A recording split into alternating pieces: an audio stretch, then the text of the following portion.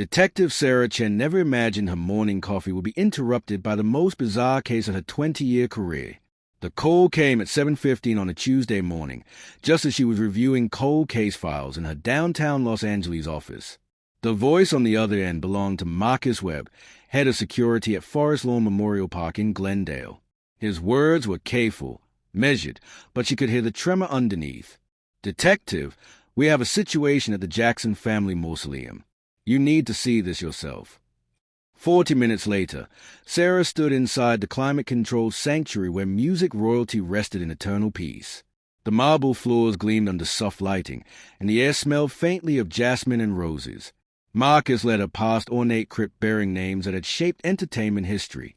They stopped at a copper door marked with a simple plaque bearing Michael Jackson's name and dates. "The maintenance crew noticed something yesterday during their monthly inspection," Marcus explained, his voice barely above a whisper. "There's a panel behind the memorial plaque that shouldn't exist. It wasn't on any of the original construction plans." Sarah studied the wall carefully. To the untrained eye, everything appeared normal. But when Marcus pointed out the hairline seam running along the marble's edge, she saw it. Someone had created a hidden compartment with surgical precision. The question burning in her mind was simple yet terrifying. Why would anyone build a secret space inside a grave? Using tools provided by the facility's master craftsman, they carefully removed the panel. Behind it lay a small alcove, perhaps 18 inches deep.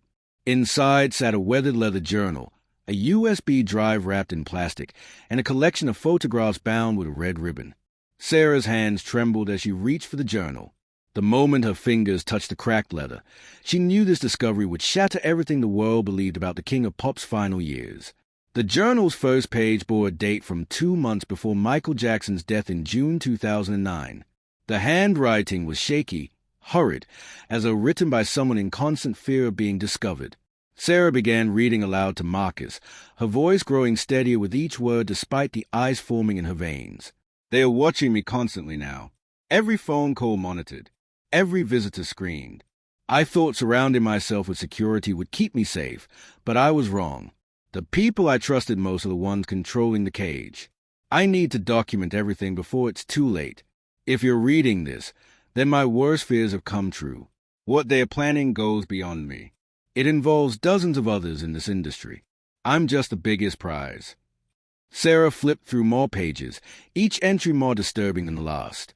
Michael described meetings with powerful figures whose names would dominate any Hollywood tabloid.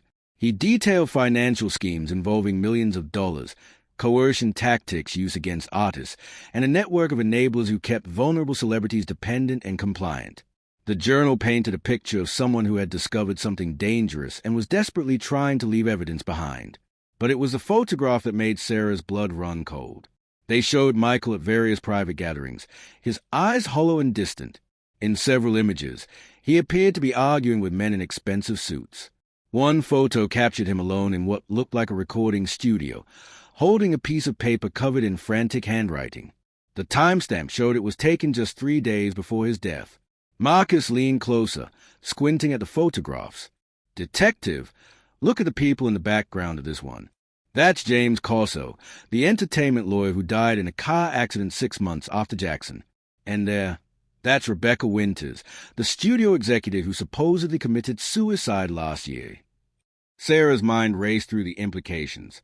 2 people present in these photographs, both dead under circumstances that had seemed straightforward at the time. Now, standing in this mausoleum with Michael Jackson's hidden testimony in her hands, those deaths took on a sinister new dimension. The USB drive was her next focus. She couldn't examine it here. The risk of compromising evidence was too great. But the journal's final entry, written in an almost illegible scrawl, gave her a clear directive. The drive contains everything. Audio recordings, contract with forged signatures, bank transfers that will expose them all. I made copies and hidden them in 3 different locations. This one is my insurance policy. If I die under suspicious circumstances, someone will eventually find this. To whoever discovers this message, trust no one in my inner circle. They were all compromised. The truth about what happened to me starts with a doctor's prescription pad and ends with people who couldn't allow me to break free. Follow the money from AEG Live. Question everyone who stood to profit from my death. And whatever you do, protect the others who are still trapped in this system. Sarah carefully placed all items into evidence bags, her mind already formulating a plan. This wasn't just about Michael Jackson anymore. If his words were true, this journal pointed to a conspiracy that had already claimed multiple lives. The secret hidden in this grave wasn't just about one man's death. It was a road map to something far darker, something that powerful people had killed to protect. As she prepared to leave the mausoleum, Sarah noticed Marcus staring at the empty alcove with an expression of profound sadness. Marcus said quietly, he knew they were going to kill him, and he tried to tell us from beyond the grave. Sarah nodded, clutching the evidence bags tightly. Now we have to make sure his voice is finally heard. Sarah's office had transformed into a war room within 48 hours. Cork boards lined every available wall space, covered with photographs, timeline markers, and red string connecting various players in what was rapidly becoming the most complex case of her career. She'd called in her most trusted partner, Detective James Rivera, a forensic accountant whose ability to trace money through corporate labyrinths was legendary in the department. The USB drive had revealed its secrets reluctantly. It was encrypted with military-grade protection, requiring 3 days of work by the department's best cyber forensics expert. When the files finally opened, both detectives understood why Michael Jackson had gone to such length to protect this information. The drive contained 4 to 7 audio recordings, ranging from brief phone conversations to lengthy meetings. Sarah started with the earliest file, dated January 2009. Michael's voice came through clearly, though edged with anxiety. He was speaking with someone named Thomas Hendricks, a name that made James immediately pull up his laptop.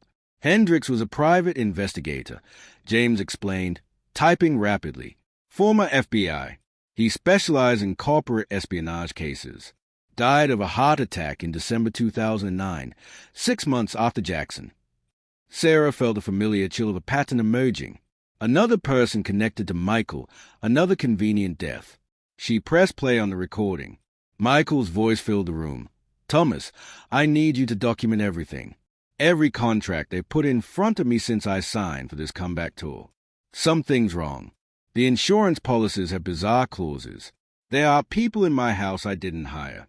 My old manager can't explain where millions from my catalog sales have gone. I feel like I'm being set up for something catastrophic. Thomas's response was cautious but concerned.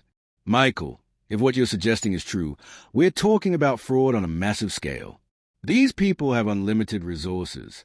You need to be extremely careful about who you trust. That's why I'm only trusting you. I want you to create a paper trail that can't be destroyed. If something happens to me, I need the truth to survive. The recording ended there, but Sarah and James exchanged knowing glances.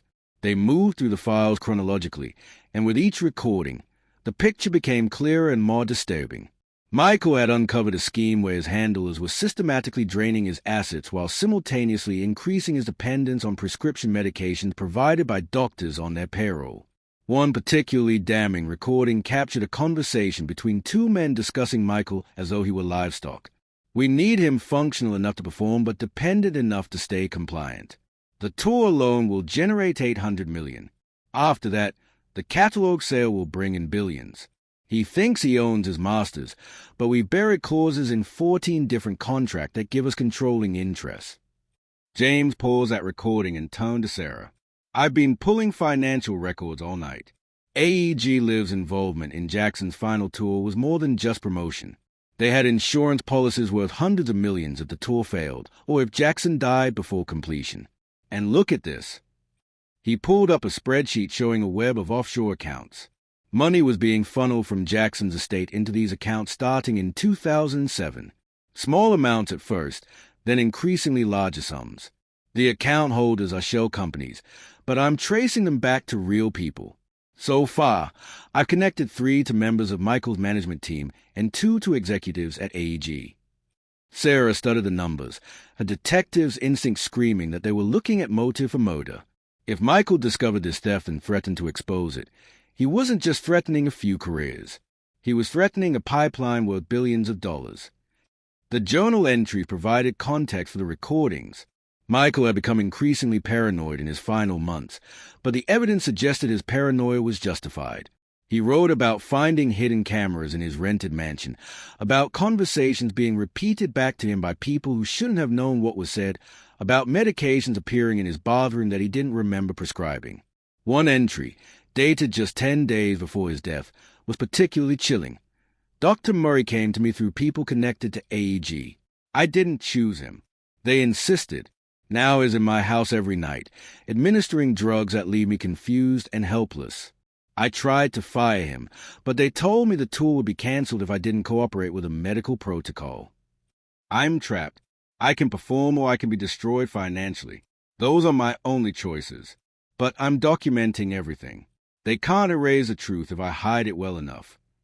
Dr. Conrad Murray, the physician convicted of involuntary manslaughter in Michael's death, had always maintained that he was following his patient's demands. The official narrative painted Michael as an addict who pushed his doctor to administer dangerous amounts of propofol. But these recordings and journal entries told a different story, one where Murray was a pawn placed deliberately in Michael's path by people who needed the singer both functional and controllable. Sarah and James spent hours listening to every recording, reading every journal entry, examining every photograph. They built a timeline that showed a systematic effort to isolate Michael from anyone who might help him break free. Friends who raised concerns were cut off from access. Family members were told Michael didn't want to see them. Meanwhile, the people controlling his daily life were the same ones profiting from his labor and planning for massive payouts in the event of his death. The most explosive recording came near the end of the collection. It was dated June 20th, 2009, just 5 days before Michael's death. His voice was slurred, clearly under the influence of medication, but the words were deliberate and clear. This is my testimony. My name is Michael Joseph Jackson, and I'm being killed slowly by people I trusted. I don't expect to survive to see this tour through. They've made sure I'm too weak, too medicated, too isolated to fight back effectively.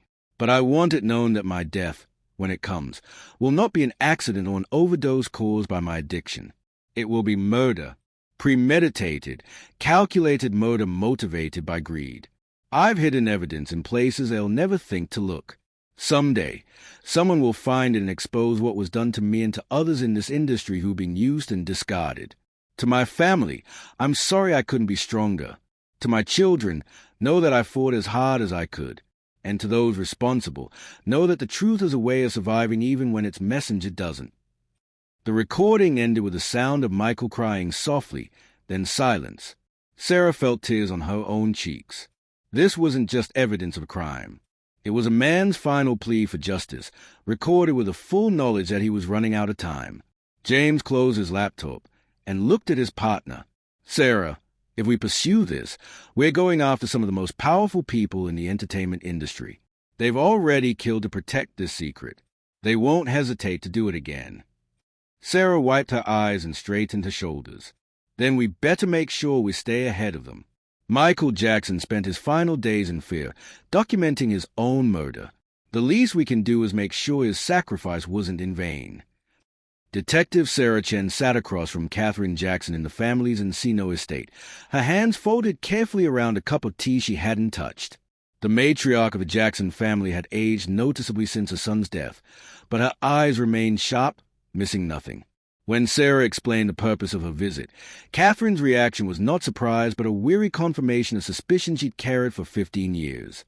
I knew something was wrong in those final months, Katherine said, her voice steady despite the pain evident in her expression. Michael called me less and less. When he did, he sounded confused, not like himself. I tried to visit, but there were always reasons why I couldn't see him. His security team, his managers, they always had excuses. I'm his mother. I should have fought harder to reach him. Sarah leaned forward. Mrs. Jackson, your son documented everything. He knew what was happening to him, and he made sure evidence survived. But I need your help understanding the people around him in those final years. The recordings mention names, but I need context about relationships and who wielded real power over his decisions. For the next 3 hours, Katherine walked Sarah through the maze of Michael's final circle.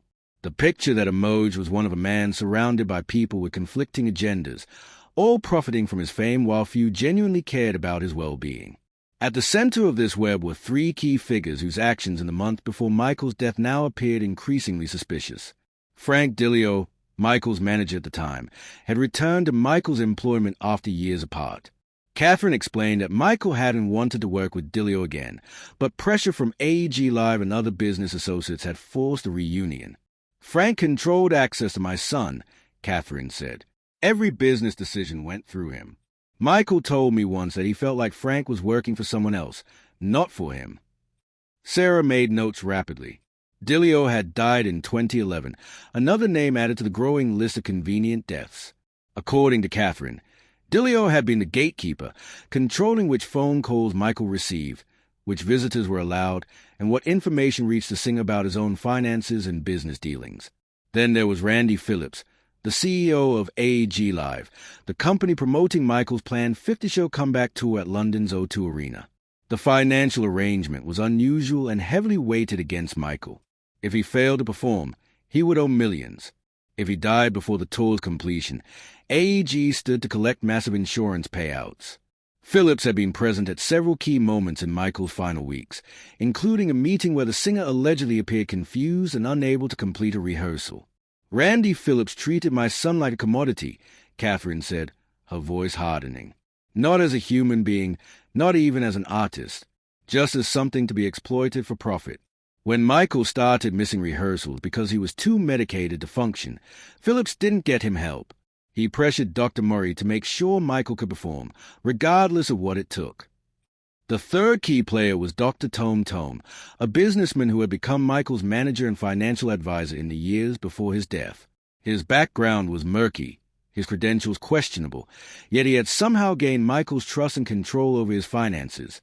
Catherine's expression turned bitter when discussing Tome. That man appeared in my son's life when Michael was at his most vulnerable. After the trial, after the financial problems, Michael was desperate for someone to help rebuild his career and restore his reputation. Tome promised him everything. Instead, he isolated Michael from his family and his real friends. Suddenly, we couldn't reach our own son and brother without going through Tome first. Sarah showed Catherine some of the photographs from the hidden alcove. The older woman's hands trembled as she identified faces. Some were expected, business associates, legal advisors, but others were surprising. I don't know why Michael would be meeting with these people, Catherine said, pointing to three men in expensive suits standing in the background of one photo. They were never part of his official business team. James had been quietly researching during the interview, and now he looked up from his laptop with a grim expression. I know who they are. Gregory Steinberg, Marcus Chen, and Robert Valente. All three are entertainment lawyers, but they specialize in a very specific niche, contract restructuring and catalog acquisitions. In the 5 years before Michael's death, they were involved in negotiating the sale or refinancing of music catalogs worth over $3 billion. The implication hung heavy in the air. Michael's ownership of his own masters and his share of the Sony ATV catalog, which included the Beatles songs, was worth an estimated $1 billion or more. If someone wanted to gain control of those assets, they would need Michael either completely compliant or dead. Catherine pulled out her phone and scrolled through old messages, then showed one to Sarah. It was from Michael, sent 3 weeks before his death. The text was brief but haunting. Mom, if anything happens to me, look at who get my catalog. That's where you'll find the truth about why. Sarah photographed the message, feeling the case solidify around her. Michael hadn't just suspected he was in danger. He'd known exactly what the motive was. His value dead exceeded his value alive, especially if his death appeared to be the result of his own addictions rather than murder. The detective spent the afternoon interviewing other family members. La Toya Jackson confirmed that she'd been blocked from seeing her brother in his final months. They told me Michael didn't want visitors, that he was focusing on his rehearsals. But I spoke to him once on the phone, and he begged me to come see him. When I showed up at the house the next day, security wouldn't let me in. They said they had orders directly from Michael, but I knew that was a lie. My brother would never shut me out like that. Jermaine Jackson provided copies of emails he'd received from Michael's account in those final weeks, communications that didn't sound like his brother at all. The tone was wrong. The word choices weren't Michael's. I think someone else was controlling his email, maybe his phone too. They were keeping him isolated so he couldn't reach out for help. By evening, Sarah and James had compiled a list of 17 people who had significant financial motives for Michael's death. Some would benefit from insurance policies, others from contract that became more profitable without Michael's interference, and still others from the eventual sale of assets they could control once Michael was gone. The conspiracy wasn't a single plot. It was multiple overlapping schemes, all of which required the same outcome. As they drove back to the precinct, James voiced a question that had been bothering both of them all day. How do we prove conspiracy to commit murder when the actual killer, Dr. Murray, has already been convicted? And when most of the main players are dead or protected by attorneys who will tie us up in court for years? Sarah stared out at the Los Angeles skyline, thinking about Michael Jackson's desperate recordings, his hidden journal, his final message predicting his own death. We build an ironclad case from the evidence Michael left us.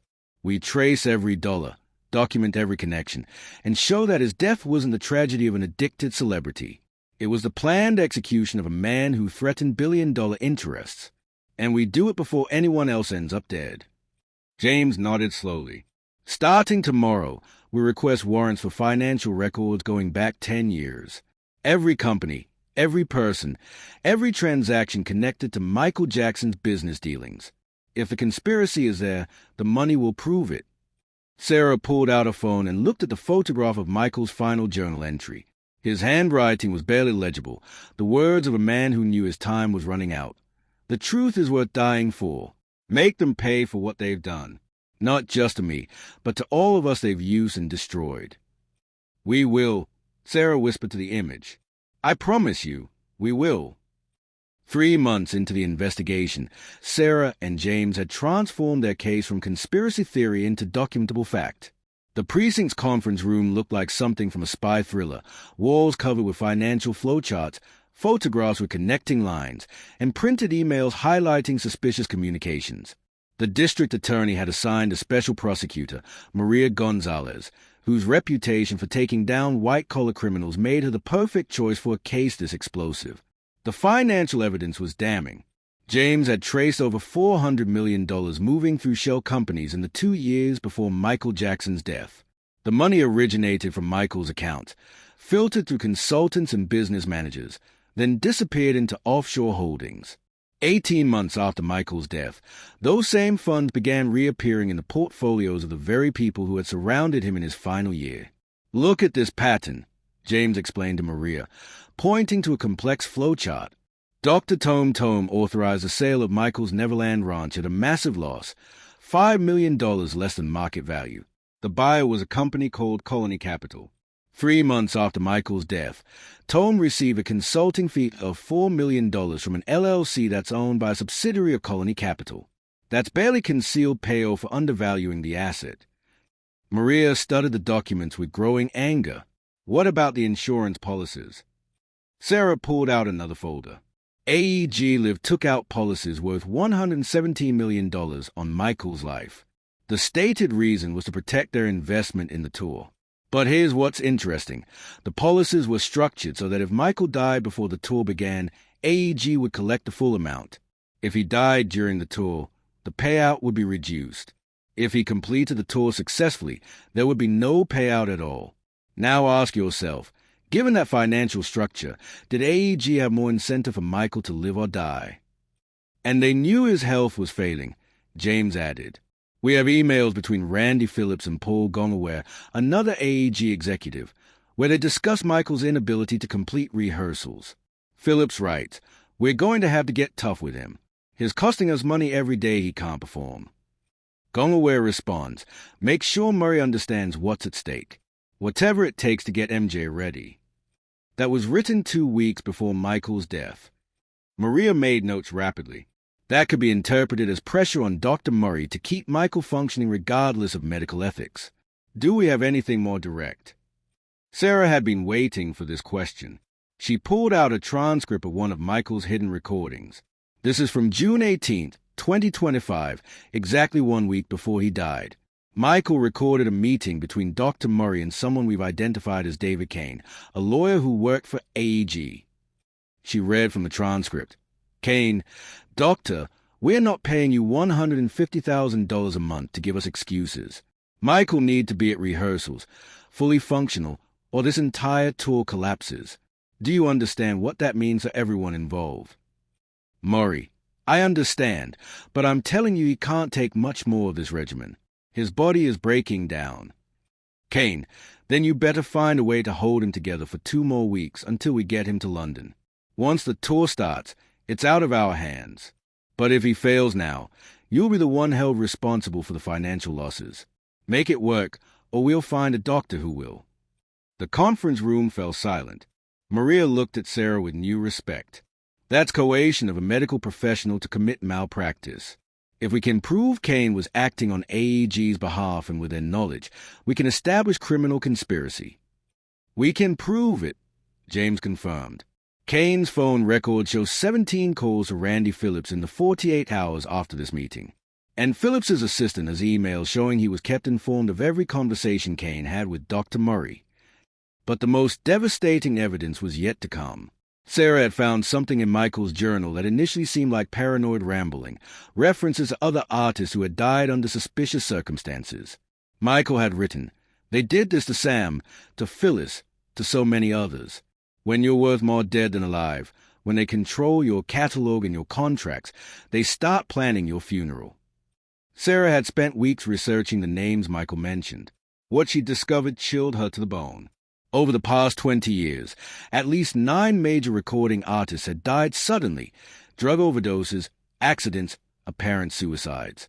In each case, there were questions about who benefited from their deaths. In each case, there were contracts and insurance policies that paid out millions.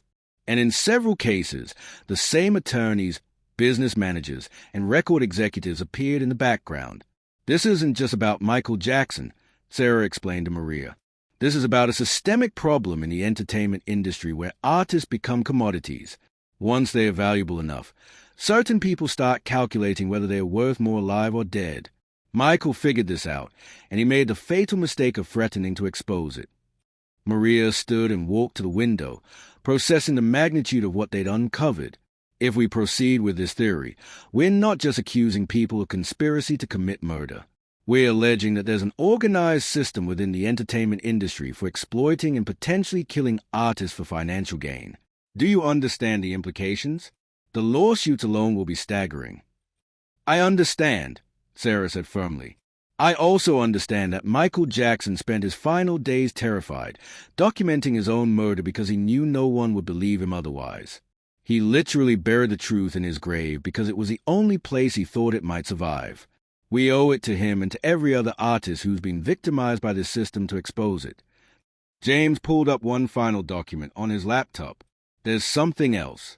We've been monitoring the bank account of everyone involved in this case. 3 days ago, a transaction occurred. $2 million moved from an account in the Cayman Islands to an account in Switzerland.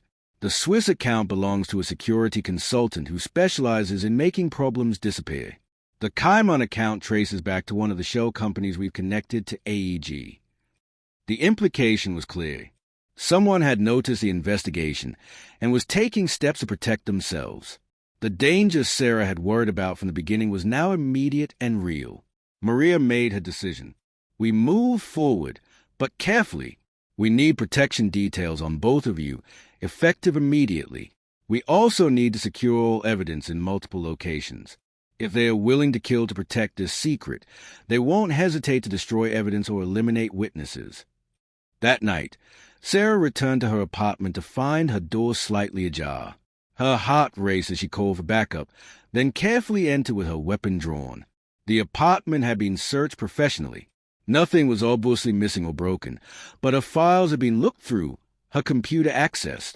On her kitchen table sat a single item that hadn't been there before, a newspaper clipping about Michael Jackson's funeral.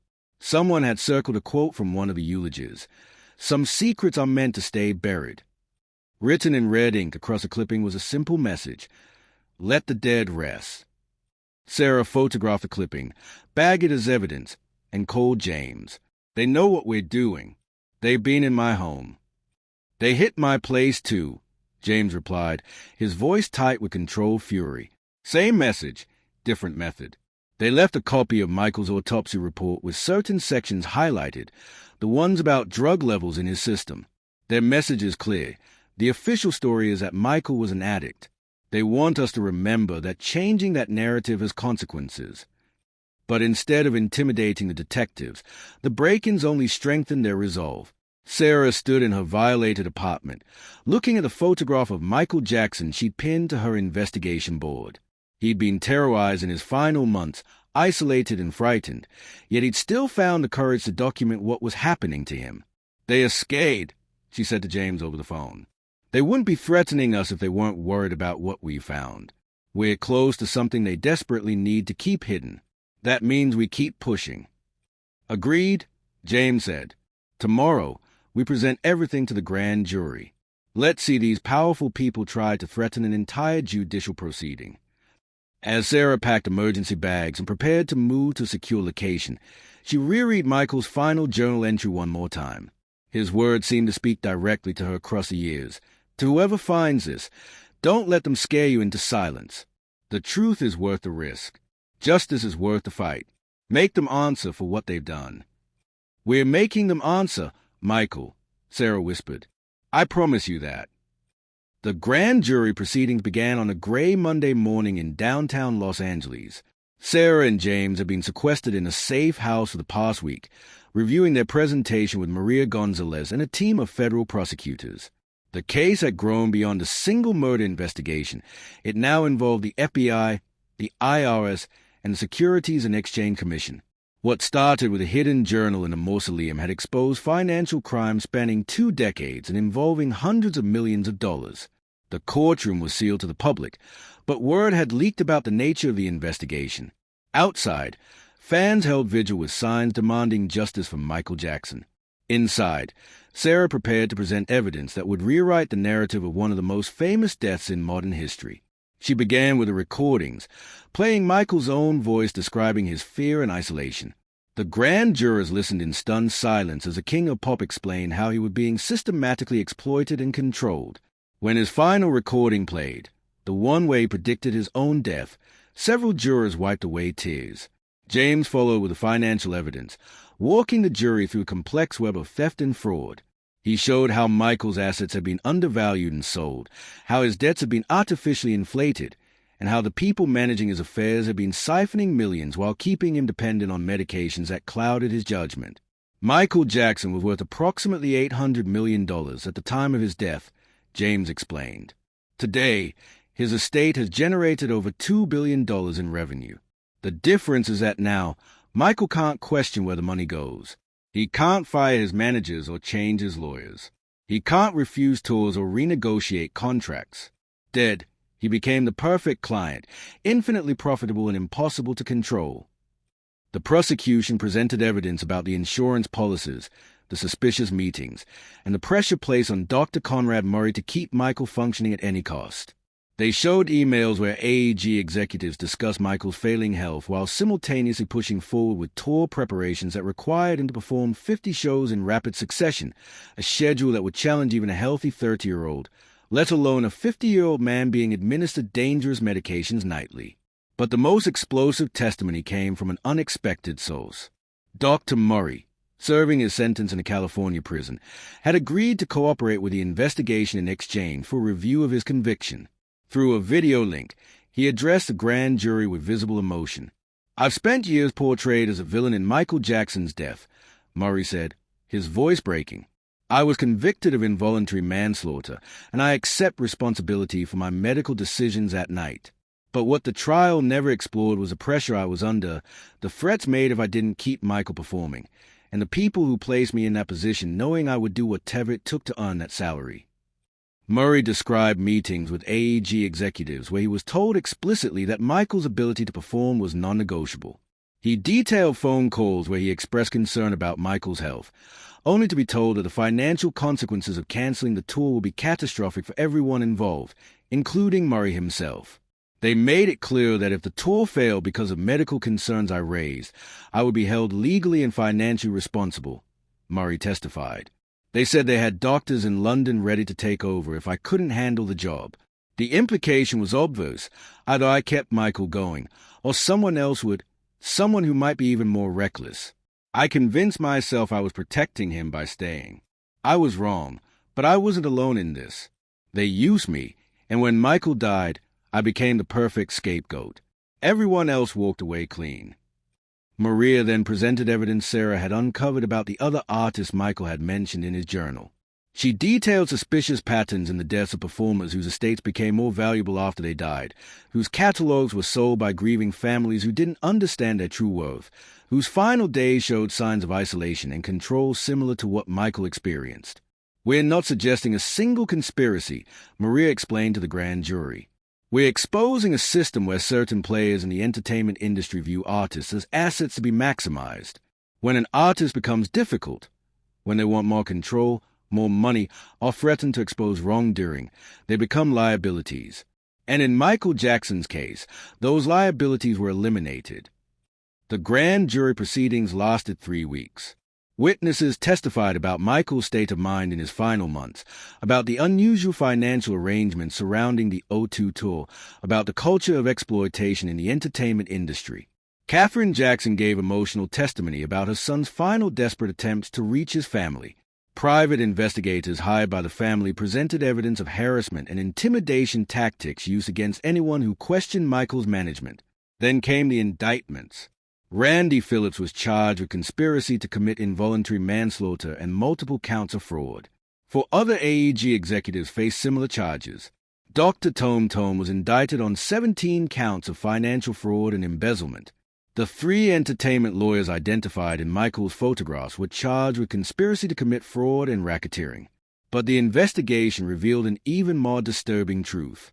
2 of the key figures in the conspiracy, Frank Dilio and the private investigator Thomas Hendricks, had died under circumstances that now appeared suspicious.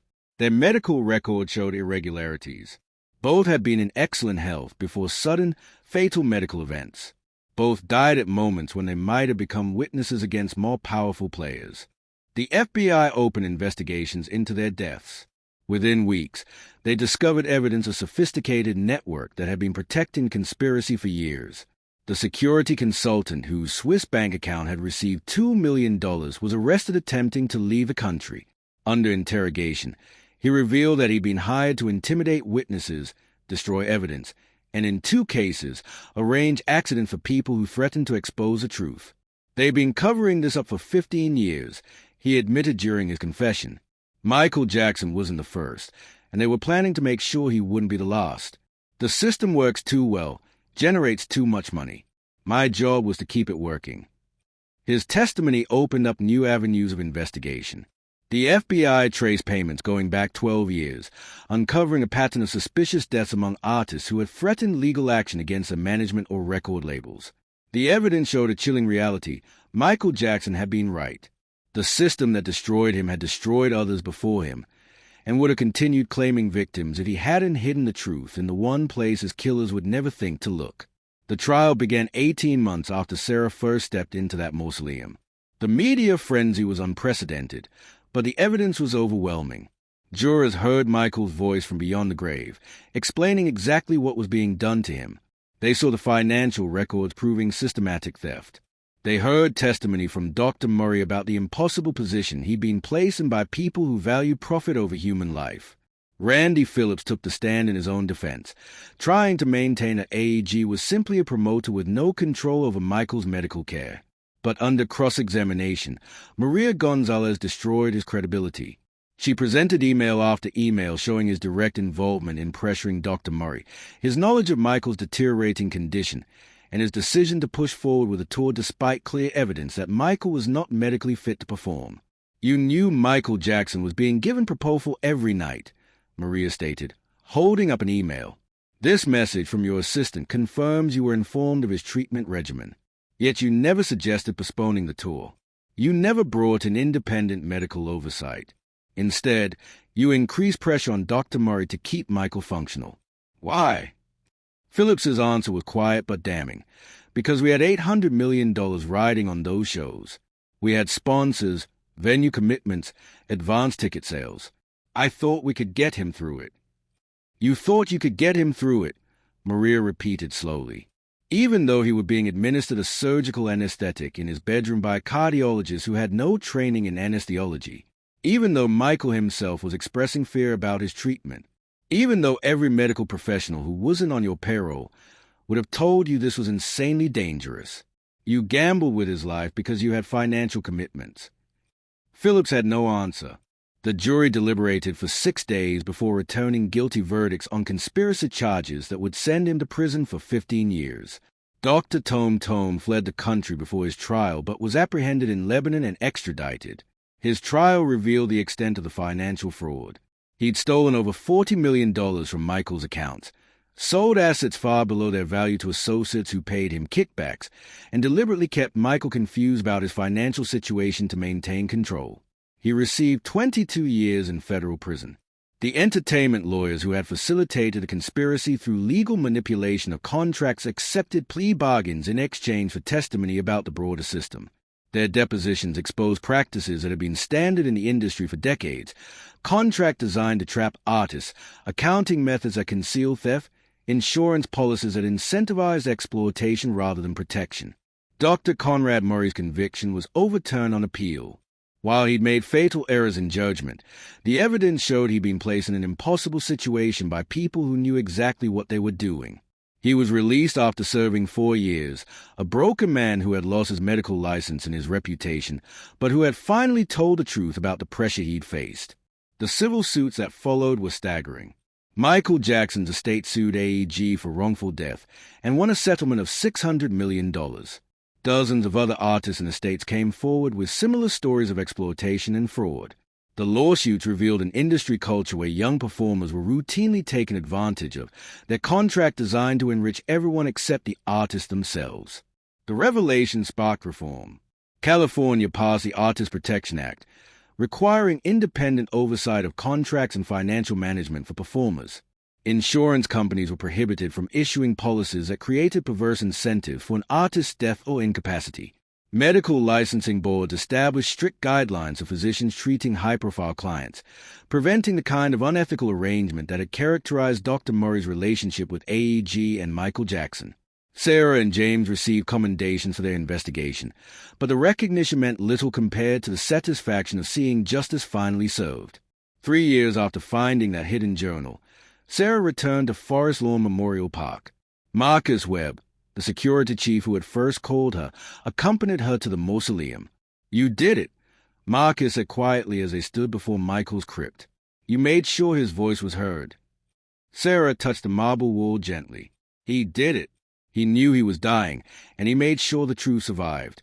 All we did was listen." The hidden alcove had been sealed again, but a small plaque had been added to the memorial. It read simply, "The truth fears no questions. Justice delayed is not justice denied." It was a line from one of Michael's journal entries, his message to future generations about the importance of speaking truth even when it's dangerous. Katherine Jackson had been present at every trial, sitting in the front row with quiet dignity. When the verdicts came in, she released a statement that captured everything the investigation had accomplished.